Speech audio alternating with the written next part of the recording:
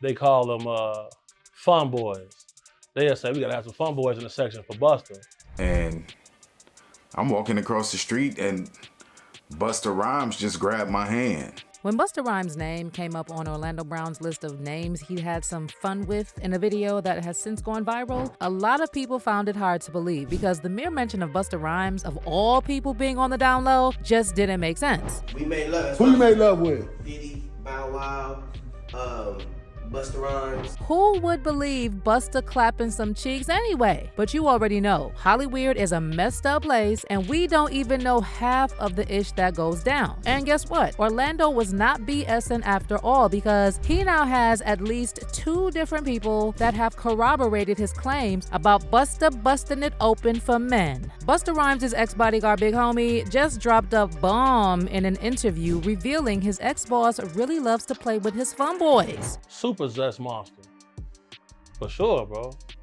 That's my thing, bro. Like, this been common knowledge, though. Like, all my promoter homies would always say, man, you know, we gotta bring some, we gotta bring some, what they call them?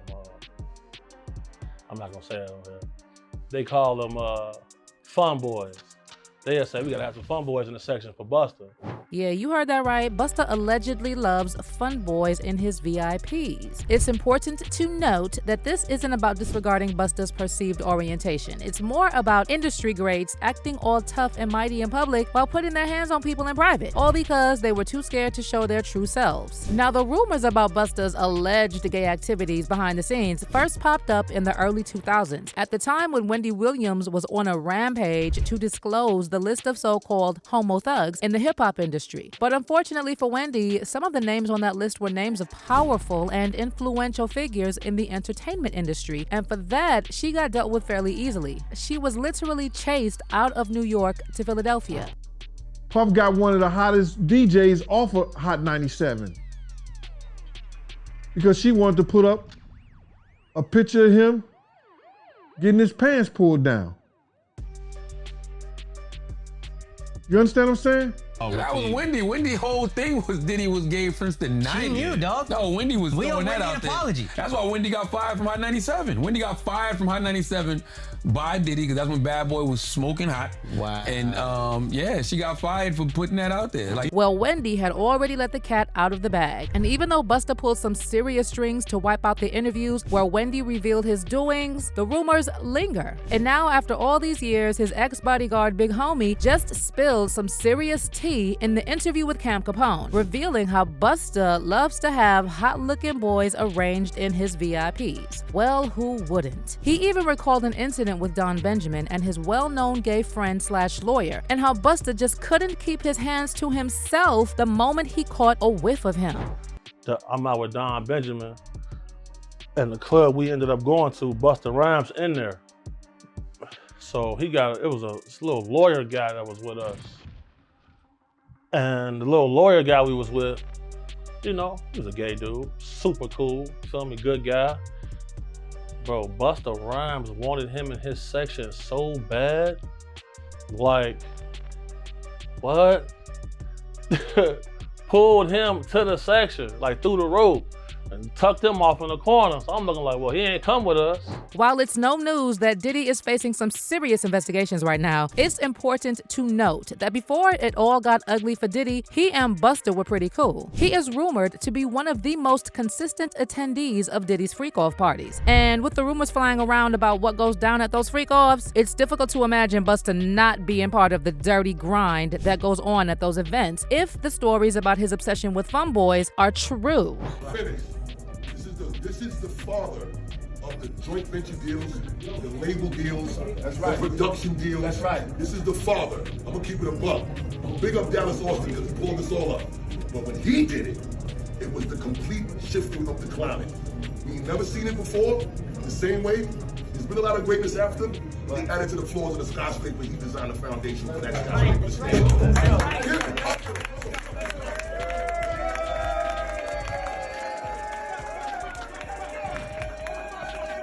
Busta has since maintained his distance from Diddy's mess, successfully so far. But with every piece of information coming to light these days, we'll see how long that'll last. Anyway, you know the reason why Wendy Williams tagged these rappers as homo thugs isn't because they're gay, but because they use intimidation tactics to exploit young men on the rise and are also unnecessarily aggressive towards women. Big Homie made a unique reference to this when he revealed that Busta Rhymes gets mad at women for just being women. But if you notice, like, there's countless videos of Busta Rhymes getting mad at females for just being girls. This girl touched him one time, he go crazy, throw a drink on her and everything. While Busta's long list of charges towards men and women over the years is well documented, his persona alone as an individual reeks of intimidation. And he has been very intimidating and aggressive for a long time with several run-ins with law enforcement. So the rumors of him being a DL rapper caught a lot of fans by surprise, especially coming from the controversial Orlando Brown. While some fans find this series of revelations about Busta's doings hard to believe, others made some very interesting observations. One person wrote, "No one has ever seen Busta Rhymes with a woman." Another person added, "The only girls I ever saw Busta being cool with were Mariah Carey and Janet Jackson." Big Homie revealed that he has known about Busta Rhymes' escapades for the better part of a decade, and he believed it was an open secret in the celebrity circle. This common knowledge, bro. Like, if you in the mix, bro. If you in the mix, like I've been in the mix, you know this, bro. How long has it been like this known about Busta Rhymes? I knew about this like in 2012. When asked why no one in the industry spoke up about this, Big Homie pointed out that a lot of people in the industry want to be in that VIP section with people like Busta, and the hunger to have access to a lot of benefits from associating with A-list stars supersedes anything else. These people admire these people so much. They want to make sure they in the section, they at the club, they at the video shoot.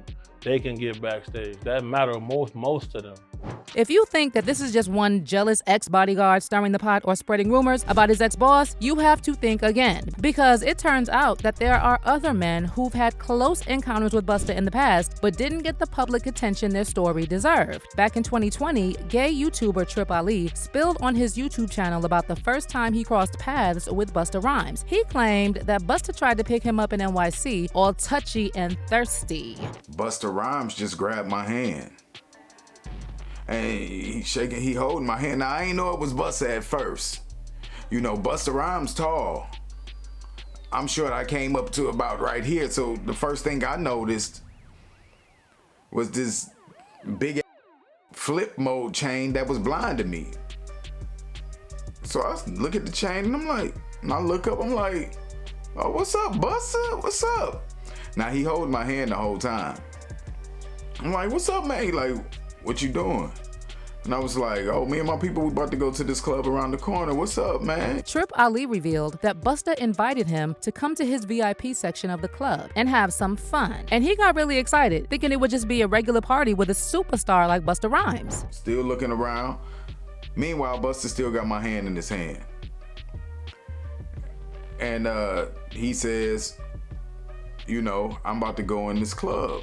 You know, we got a section. You know, you can come in with me if you want. And I'm like, word, for real? Busta Rhymes has always maintained a public stance about his views on the LGBTQ community and why a person of his cultural status doesn't conform to whatever it is the world is turning to. There was a public incident where he beat up a construction worker who yelled a homophobic slur at him, and another time in a gay club in NYC where he had an altercation with a gay fan just for touching him on the shoulder, with witnesses claiming Busta became enraged and kept screaming, "Why are you touching me, man? Get away from me." Busta, why visit a gay club if you don't want to feel another man's hands touching yours? Huh? It just doesn't add up. If you detest gay people, why are more people coming forward accusing you of doing just the same? Someone wrote, "I'm now for some reason convinced that all that ish that was done to Orlando as a child and teen led him to expose these people the way he does. He's traumatized and has learned to cope by jokingly speaking about factual situations." Wendy Williams couldn't spill these secrets earlier because the powers that be overthrew her and shut her up. But the mantle has been picked up by people like Orlando Brown, Cat Williams, and Jaguar Wright. And they've been on the rampage exposing the dirty closets of these celebrities that we so much adore. Quote, not one celebrity has sued Orlando or Jaguar Wright for defamation because they're spitting facts, end quote, a fan wrote. Someone also added, I guess we see why Wendy ended up the way she did. They had to destroy her to shut her up. Honestly, every day it is becoming extremely difficult to dismiss these claims and allegations flying around about all these celebs. Do you think Orlando might be telling the truth after all? Leave your comments down below and don't forget to watch this other video.